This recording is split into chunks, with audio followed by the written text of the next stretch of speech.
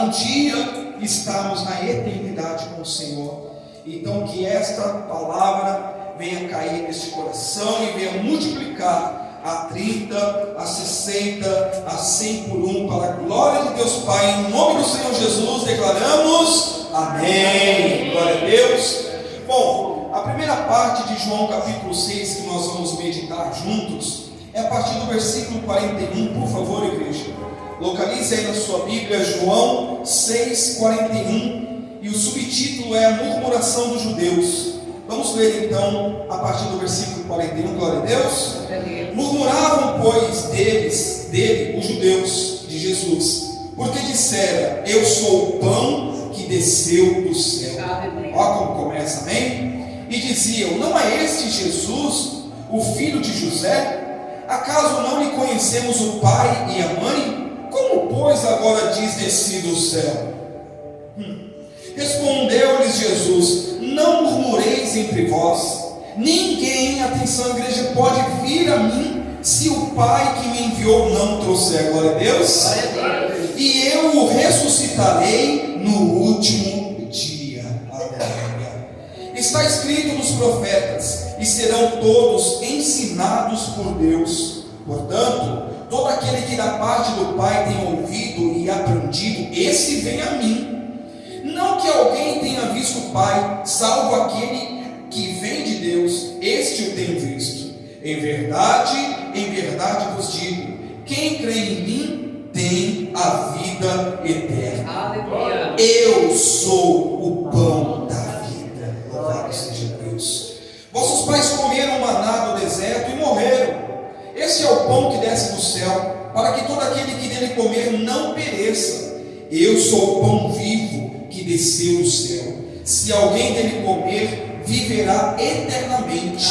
E o pão que eu darei pela vida do mundo é a minha carne. Igreja, para um minutinho no 51.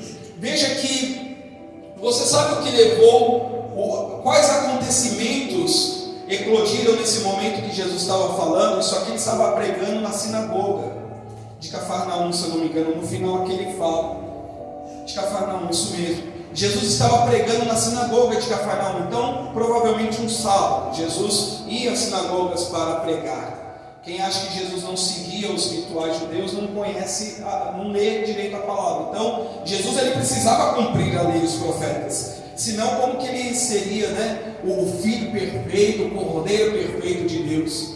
Então, o que aconteceu antes dessa declaração que Jesus está falando com os judeus? Houve a multiplicação, a primeira multiplicação dos pães e dos peixes. Qual que foi o grande detalhe da multiplicação dos pães e dos peixes? A multidão ficou maravilhada. A multidão adorou. Imagina só, igreja: pão e peixe de graça. Comida de graça. Veja que é o que muitos têm buscado nas igrejas: comida, multiplicação de alimento, de coisa que você come hoje, amanhã não, come agora, daqui a pouco a barriga está como? Pastor, a minha já está assim agora de manhã. A minha daqui a pouco começa, porque eu estou em jejum. Então, pastor também, meu irmão, já está conversando aí. Então veja só, quando Jesus fez a multiplicação do pão e do peixe, a multidão ficou maravilhada. Só que Jesus atravessou para o outro lado do mar da Galileia. E a multidão falou: poxa, cadê Jesus?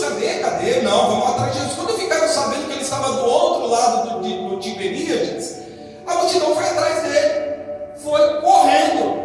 E ainda quis dar uma bronca em Jesus. Olha, quando que o senhor chegou aqui? Como assim? O senhor veio para cá e não avisou a gente? Jesus falou: olha, eu sei que vocês estão me procurando, não é porque vocês viram os sinais e os milagres, e sim porque vocês comeram do pão e se fartaram. Por isso vocês estão vindo atrás de mim. Igreja, a gente não pode seguir a Jesus por interesse. Você não pode querer seguir a Jesus em troca de algo deste mundo. Não pode, porque está errado. É o que a multidão fez.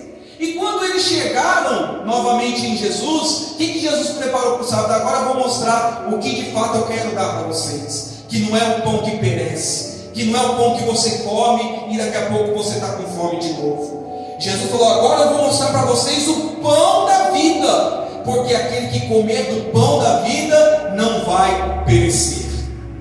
Veja que é fácil de entender milagres financeiros, materiais, não é, igreja? É fácil. Olha, você vem até Jesus, o Senhor te abençoa, porque Deus te abençoa. Você crê nisso? Amém. Mas não é, Ele não te abençoa para você ter interesse nas bênçãos. Ele te abençoa porque Ele é Pai bondoso.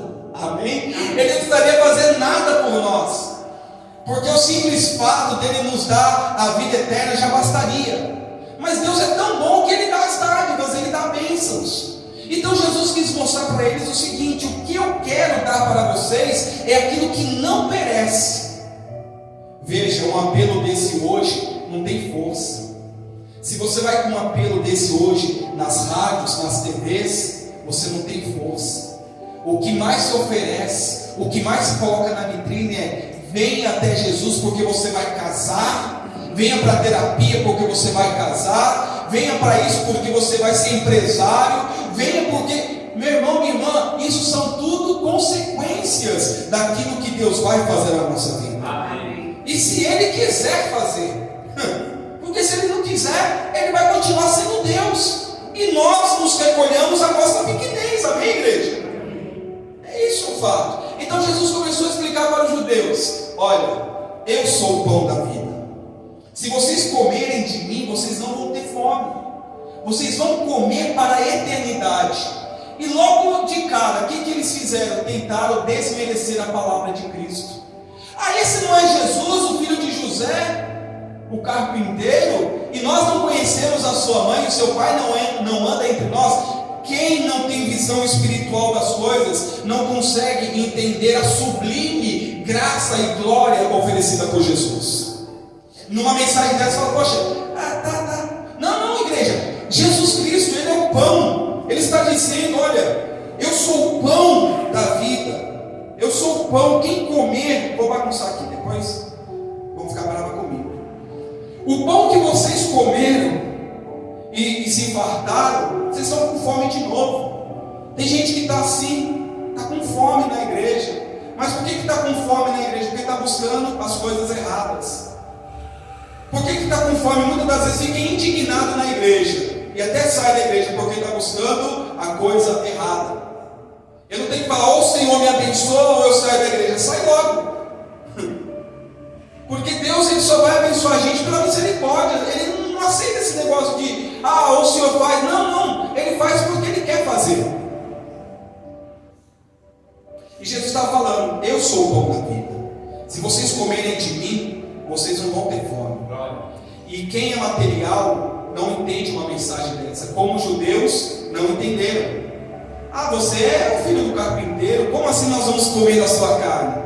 E isso, meu irmão, minha irmã, se a gente olhar um pouco mais à frente, mais precisamente na noite que antecedeu a traição de Jesus Cristo, de Judas a Jesus Cristo, ele instituiu o sacrilégio, ou melhor dizendo, o sacrossanto, a Santa Ceia, através do corpo e do sangue de Cristo. Então aqui ele já estava fazendo uma alusão ao que simbolizaria o corpo e o sangue de Cristo, que é a Santa Ceia. Mas isso daqui vai muito além dos elementos que são simbólicos, mas tão poderosos. Ele está dizendo: quem comer de mim, quem se alimentar em mim, quem tiver sede, quem tiver fome em mim, esse vai viver a vida eterna. É isso que ele estava dizendo. O seu corpo dá sinais de fome, dá ou não dá? Você sabe quando você tem que meter a mão no prato, fazer o seu miojo e comer? Brincadeira, gente, miojo não. Você sabe quando você tem que comer, quando você tem que dar sustância para o seu corpo, porque se você não fizer isso, o seu corpo fica fraco. Meu amado, minha amada, o nosso espírito dá sinais de que nós estamos precisando nos alimentar mais das coisas de Deus. E você precisa entender que esse é um chamado de Deus para a sua vida, amém? Amém. E ele continua aqui no 52, é isso? 51. Eu sou o pão vivo que desceu do céu, glória a Deus. Se alguém dele comer, viverá eternamente. E o pão que eu darei pela vida do mundo é a minha carne. E no 52 ele diz: disputavam, pois, os judeus entre si, dizendo: como pode esse dar a comer a sua própria carne? Jesus está fomentando o canibalismo. Não entenderam nada. Respondeu-lhes Jesus: em verdade vos digo, se não comerdes a carne do Filho do Homem e não beberdes o seu sangue, não tendes vida em vós mesmos. Olha, quem não come de Cristo, não bebe de Cristo, em outras palavras, está morto. Espiritualmente está morto. 54. Quem comer a minha carne e beber o meu sangue tem a vida eterna, e eu o ressuscitarei novamente no último dia, no dia do julgamento, do juízo final. Pois a minha carne é a verdadeira comida e o meu sangue é a verdadeira bebida. Quem comer a minha carne e beber o meu sangue permanece em mim e eu nele. Amém? Amém. Assim como o Pai que vive me enviou, e igualmente eu vivo pelo Pai, também quem de mim se alimenta, por mim viverá. Este é o pão que desce do céu, em nada semelhante àquele que os vossos pais comeram e contudo morreram. Quem comer este pão viverá eternamente. Estas coisas disse Jesus quando ensinava na sinagoga de Cafarnaum. Igreja, e outra coisa que os judeus fizeram antes desta mensagem sublime e maravilhosa, eles disseram para Cristo: olha, Moisés fez o pão cair do céu no deserto, e tu, o que fazes para que te creiamos? Olha só que ousadia, que impetulância. E Jesus vira para eles e fala: quem disse que foi Moisés? Foi meu pai que fez o pão cair, e os seus pais que comeram esse pão já morreram. Mas o meu Pai que ainda trabalha vive em mim eternamente, porque eu estou nele e ele está em mim. Eu fui enviado por ele e eu o conheço, e eu me apresento a vocês como o pão da vida. Eles queriam sinais. Mostra sinal. Que é o maior sinal? Que é a sua vida transformada. Olha, os maiores sinais que Jesus Cristo vive estão diante dos meus olhos, são vocês. Porque quem era você e como estava você antes de Cristo, e como é você hoje depois de Cristo? Você é uma pessoa totalmente nova, amém, igreja?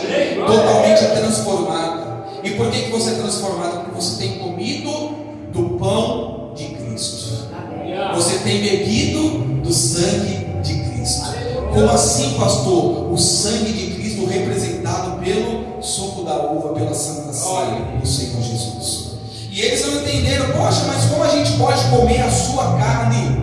Está nos incitando a ser canibais? Não. A carne de Cristo, ele quis dizer aquele que se alimenta de mim, aquele que está em mim, aquele que faz de mim um só com ele, assim como um só eu sou com o Pai. E quando a gente faz isso, sabe o que a gente recebe? O Espírito Santo de Deus. E aí a gente se torna um também com Deus. Você está vendo, igreja, como que as coisas acontecem? E ele disse: quem não comer desse pão não tem vida em si mesmo. Então quem não se alimenta de Deus, quem não está com Deus, quem não está em Deus, está morto. E por que está morto? Por causa do pecado. O que traz a morte? Declara, igreja, comigo: o pecado. Então, se o pecado está reinando, a morte também está reinando. Se o pecado está morto, então Jesus Cristo está reinando. Essa é a luta, é isso que Jesus estava mostrando para eles. Mas sabe de uma coisa que eu quero agora enfatizar com vocês? Quando Jesus Cristo estava falando sobre isso, quem também estava presente? Os discípulos. Olha que interessante. Leia no 60 comigo. Muitos dos seus discípulos, tendo ouvido tais palavras, disseram: duro é esse discurso, quem o pode ouvir? O que eles acharam do discurso? Duro, difícil. Mas Jesus sabia sabendo por si mesmo, porque Jesus sabia de tudo, amém? Amém. Que eles murmuravam a respeito de suas palavras, interpelou-os, interrogou-os. Isso vos escandaliza? O Espírito é o que isso escandaliza? Que será, pois, se virdes o Filho do Homem subir para o lugar onde primeiro estava? O Espírito é o que vivifica, a carne para nada aproveita. As palavras que eu vos tenho dito são Espírito e são vida. Contudo, olha só, há descrentes entre vós. Pois Jesus sabia desde o princípio quais eram os que criam e quem o havia de trair, o Judas. E prosseguiu: por causa disto é que vos tenho dito: ninguém poderá vir a mim se pelo Pai não lhe for concedido. Olha que forte. Quando Jesus terminou esse discurso, os discípulos se reuniram, grande parte deles, e começaram a questionar. E Jesus, sabendo da natureza humana, interrogou eles. E eles falaram: quem pode resistir a esse discurso? É muito duro. Você acha que deixar o pecado é muito duro? É porque você não sabe o que está reservado para os que forem para o inferno. Veja e lembre do vídeo do culto da semana passada. Então eles acharam muito pesada a palavra. Assim tem muita gente na igreja. Quando vem uma palavra, pode falar: mas essa palavra é muito forte. Quem pode considerar, quem pode cumprir essa palavra? Isso é muito forte. Mas Jesus falou: a minha palavra é espírito e é vida. Se isso é muito forte para vocês, imagina os olhos de vocês vendo o filho voltando para o Pai de onde ele veio. Isso aconteceu no início de Atos, amém, igreja? Que fala que Jesus foi assunto aos céus e os seus discípulos o viram sendo levado aos céus. Já pensou? Os olhos, não esses aqui, você vai entender. Não esses aqui que se escandalizaram. A Bíblia falou que eles ficaram escandalizados. Olha, isso aqui para mim é muito forte. Você sabia que tem gente que evita vir à igreja porque tem medo do confronto? Tem medo de uma palavra dessa confrontá-la e levá-la a deixar o pecado, e levá-la a deixar a vida dúbia, a vida errada, o pecado, o engano, a prostituição. Você sabia? Porque com uma palavra dessa daqui eu preciso tomar uma atitude. Ou eu vou comer do corpo de Cristo, ou eu vou comer do lixo do mundo. Paulo fala em Coríntios: vocês não podem participar de duas mesas. Ou vocês participam da mesa de Deus, ou da mesa dos demônios. Ele falou o que, igreja? Qual a palavra? Demônios, espíritos malignos, forças espirituais do mal. Escolham. A escolha é sua. Quem aqui tem capacidade das suas escolhas? Faz assim com a mão. Então, as escolhas são suas. E esses discípulos ficaram revoltados. Sabe o que Jesus falou? Olha, eu sei que entre os ouvintes existem pessoas que não acreditam. É o que ele está dizendo: entre vós há descrentes. Quem que é o descrente? Aquele que não acredita. Já pensou, igreja? A gente não pode fazer parte daqueles que estão numa cadeira de igreja, mas que a palavra entra aqui e sai por aqui, que não faz efeito, que não traz uma transformação. Não podemos fazer parte dessa turma, porque essa turma é a turma que está entrando pela porta larga, está indo para o inferno. E aí, para terminar, 66. À vista disso, muitos dos seus discípulos, o que, igreja? O abandonaram. Está escrito aí? O abandonaram e já não andavam com ele. Olha só, permita-me fazer uma pequena pausa rápida aqui. Depois dessa mensagem, sabe o que muitos fizeram? Abandonaram Jesus. Não andaram mais com Jesus. Ah, não, muito dura essa mensagem. Não começa assim? Duro é esse discurso. Esse discurso é duro. Sabe por que é duro? Vou te explicar por que Muitos acham a palavra de vida dura, porque ela não quer um compromisso com Deus. Quando eu acho a palavra para mim muito dura, é porque eu não quero compromisso com Deus. Porque eu não quero deixar o pecado, porque eu não quero deixar o engano. Quando eu acho muito duro, é porque eu não quero ter um compromisso com Deus. Pensa, quando você era mais jovem, papai e mamãe falavam, não faça isso. Muitas coisas que seu pai, que a sua mãe falou para você, foram palavras duras, sim ou não? Palavras duras, mas que livrou a sua vida.